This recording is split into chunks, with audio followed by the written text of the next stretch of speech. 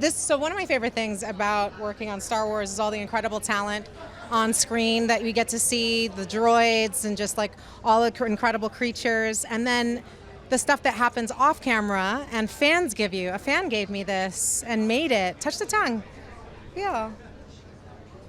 I know. So she's like now been with me from Raleigh Con through Birmingham, Alabama, Atlanta, New York, LA, and then on the way back to London where we actually filmed the second season. So it's going to be very cool. But in the meanwhile, she's been my service animal on the planes and people have been freaking out and it's been great.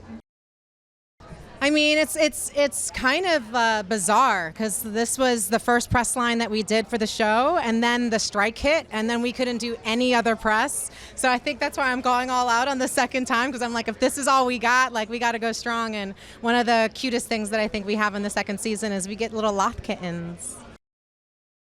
I think, we got to see a transition in her, not only because we got to see the flashbacks of her back in the Clone Wars and see how young she was being thrust into war, but that we also got to see sort of like where she's come after being Fulcrum, and it's been heavy, to see the journey of her master, her friends, her brother, and Darth Vader, and just like all of these, and Anakin Skywalker, and and I think she was just in a really heavy period, and we got to see that in Mandalorian, where she denies, taking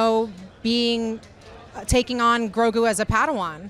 And then you have her taking on Sabine Wren in the first season, and a lot of things happen, but by the time she turns into Ahsoka the White, we get to see a little more lightness, a little bit more of a transition, and that's the thing I think I'm most excited about, is that we get to explore that a little bit more. There's a bit of a lightness where she can now better approach where she is now and where she's going, because she's not so much looking back as she had been.